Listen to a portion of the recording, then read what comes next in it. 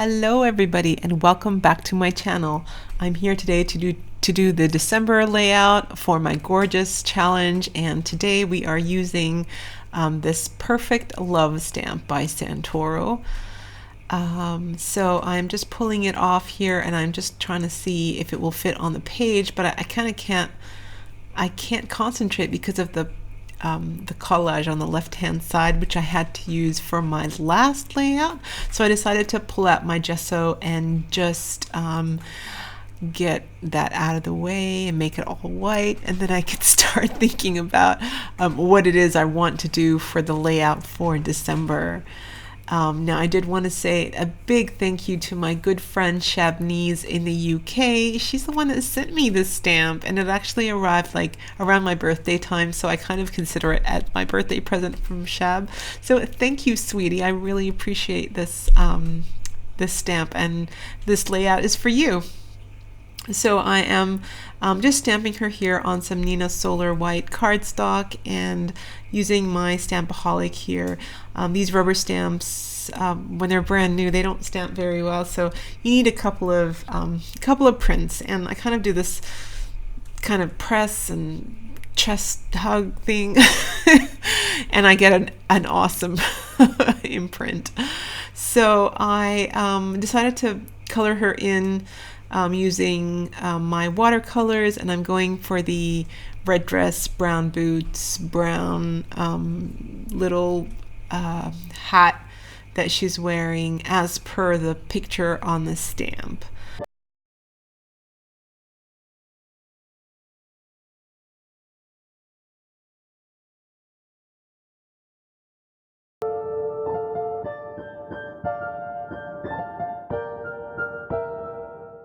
I also decide to color in her kitty a gray color, which matches the gray color of my own kitty. I have a Russian blue, and yeah, all cats seem to be gray for me these days. I love her little woolen hat at the top there. It's really cute. So I decided to keep that the same color as her boots, and then she is going to be black haired, and I'm just putting in just a few stars in her gloves, and I'm using some of the black as shadows around her dress.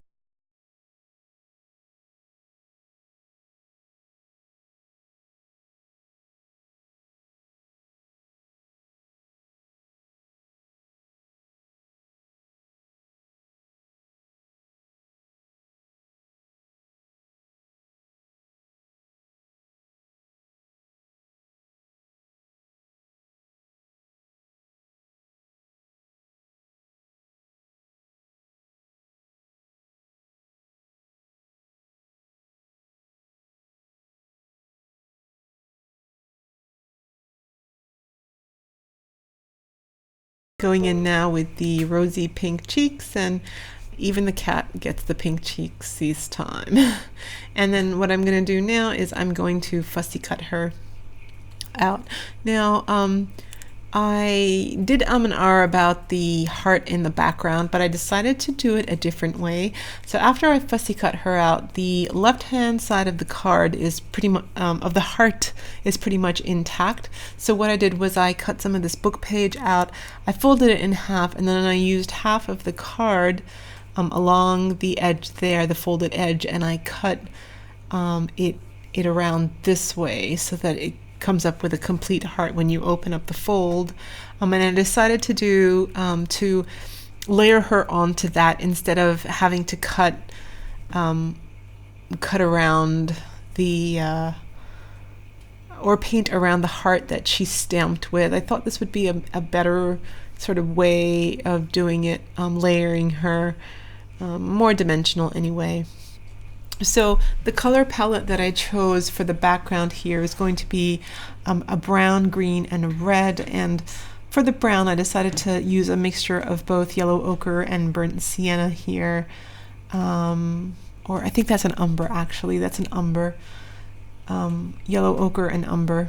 And basically what I'm doing here is I am just putting some color down on the background. Now, in hindsight, perhaps a brush may not have been a better way to do it. I should have used just the credit card or a larger brush, but here it kind of just looks like a hot mess. But I didn't, as I was making this, I wasn't kind of looking at it. I was just trying to add color. I kept just adding color, going back and adding more color, and I just wanted to get color on the page, and making sure that I was not using any water, because this journal just can't handle any water. And I should have used a larger brush.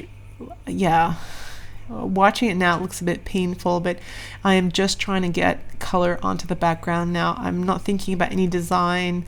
I didn't know where I was going. I just knew I wanted that brownie a brown and a green color in the background, and then I was going to start introducing red sparsely.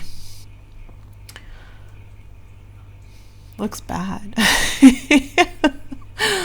I swear it looks really good here right in front of me, but right now it's the ugly stage. There's always an ugly stage, right? Anyway, so when there's an ugly stage, the best thing to do is to add some gesso. So because the colors are so bold, it's best to add to mute them down by adding gesso. So here comes some of the red. Red is really bold, and so I didn't use too much of it, but I am adding elements of it onto both the left and the right hand side of the layout. Once again, there's nothing in mind here. It's just trying to get a lovely color that that fit with the scheme. So she's dressed up she's all rugged up with her gloves and her woolen hat, and I was looking for that kind of look, and plus the brown of the paper that I was using, the book page, I was going for that kind of dark craft brown look, plus a little bit of green, plus a little bit of red. Now if you look at the layout, it looks like almost like a heart there, as I'm showing you what I'm doing here with my pencil. So I kind of went, oh, that's cute, you know, there's a heart, and then there's all these hearts, and it's all about hearts. So what I decided to do is just have 3 of these hearts in the foreground, but in the background also I was going to draw a heart to add that last, or that underlying element. So I'm doing that here with my gesso, and slowly this background is taking shape for me, and I know where I'm going from here. So I'm just dry brushing along the edges there, trying to break up the heavy green and the heavy brown. And as soon as you start introducing your foreground elements, the background like recedes, and all you can think about is really what you're working on at the moment. So I'm just grabbing my matte medium here, and I'm going to start sticking down these hearts. I decided to move that heart kind of along the fold there, the spine, just to have it between the left and the right hand page. And then I'm going to have a heart clear on the right and a heart clear on the left up at the top there. And it doesn't really matter if it covers the gesso heart in the background. That was just something that I saw in my painting, and it kind of made me happy. And it just, whenever you're happy in your painting, you become freer. And so sometimes people say, you know, why do you cover up something that you did in the beginning? Well, it doesn't matter. It was the process of you making that art, and if the process made you happy, you were going to make a beautiful piece of art, no matter how it turns up, whether you covered it or not. I'm now adding the matte medium on the girl here, and I'm always very scared to do this because sometimes it smudges the colors that you've used. So I was very careful not to smudge any of it on her face. That's looking really nice. Now I'm pulling out, this is just like a really cheap journal stamp that I have. I love the grid lines in it. And so I tried to put it on a block, but it kind of fell off. It's so old, it's like falling apart. It's by Craft, one of the old ones. And I'm just adding grid lines, grid marks with my stamp, with my archival ink along the outside and along some of the inside as well. I then grabbed, so I have these colors from Smiggle. They work just as good as gelato. They are water activated, And there's a whole lot of colors there. 2, 4, 6, 8, 10, 12. I think there's 14 colors there, and I think I bought it for like $12. So it's so much cheaper than the gelatos, but they work just as good, and they have like a little shimmer to them, which is kind of cute. So I decided to grab 3 of the colors to keep with the background colors that I already used here. So each of the heart gets a color. I've got brown and green and red. And I'm just outlining the hearts now and then smudging them with my finger, making sure that the color goes onto the book text. And I just go, I go back working on it. I worry about smudging it too much, so I stop in areas, and then I realize I haven't done enough and it doesn't look dark enough, so I go back. And it's just a process here. You just kind of do it to your heart's content. And then I didn't like the white. This is really weird. I didn't like the white of the gesso, so I covered it with this kind of peach, like mambo peach color. But then I go back and add white in a minute. But I don't know. You know, when you're working, you don't know. You skip from one thought to the other. And so with this black one here, I'm just outlining the outside of the page. And that's looking really nice. And as I start smudging it, that kind of mixes with the red and mixes with the brown, mixes with the green, and it adds just more depth. I always say this, adding darkness, it really increases the value of your whatever elements you've got both in the back and the foreground. So I'm just adding, as you smudge, it gets lighter. So I'm just adding more black here. And then I think I start adding black to the hearts. To make them more obvious, because at the moment you can't see that. Yeah, you can't see that green very well. So just adding a little bit of black and then just mixing it so it looks like a darker green. So that looks really lovely.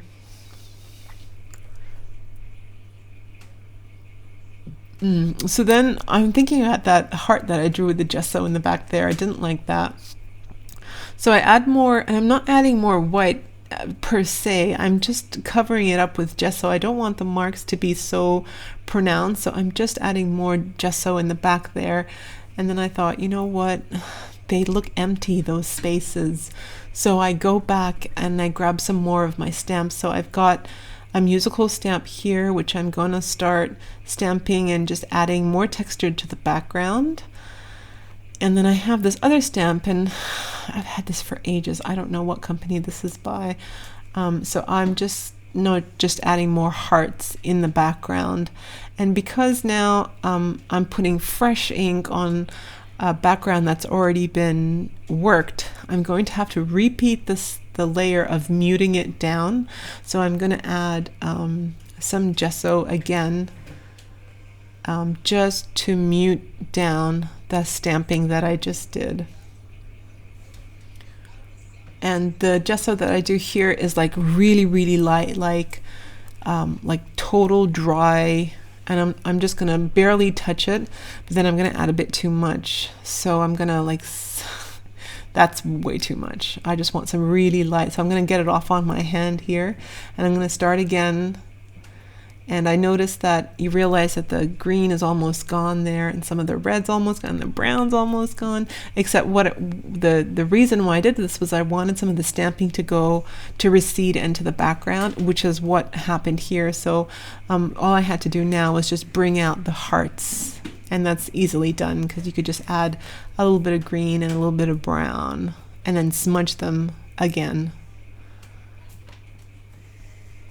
But as you look at the background, you see beautiful notes, you see beautiful stamped hearts in the background, and it doesn't look as empty as it did before I did that stamping. So now I'm just using a kind of a wet paintbrush, and I'm adding a little bit of green to the brown, a little bit of red to the green, and just mixing my colors nicely, and just smoothing it around each of the hearts so it didn't stand out too much. So I'm really in love with this background, and it's time to put a sentiment on now. So I grabbed this first sentiment and I put it on, and I thought, no, I don't want to put different sentiments in each of the hearts. That's just crazy. What will my one sentiment do? So I decided to get this one big one, and it says, no beauty shines brighter than that of a good heart. And because it's a long sentence, I decided to cut it up. So in the brown heart, it says, no beauty shines brighter. And in the green heart, it says, than that of a good heart. And I'm going to leave the red heart behind her empty.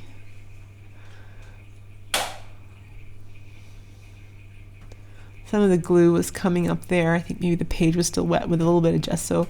So I decided to add some more glue. So now going in just a little, you can tell that the green needs a little bit of darkness. So I'm trying to be really light, but really just smudge the thing, Amira. Here we go.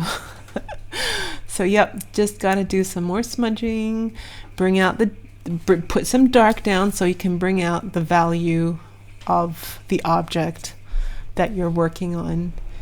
And I'm also going to be outlining around each of the words because they're really bright. They're stark bright. They're like clean white, and you want to incorporate them into the background by just, not making them dirty, but making them, outlining them so that they mesh, that they go right.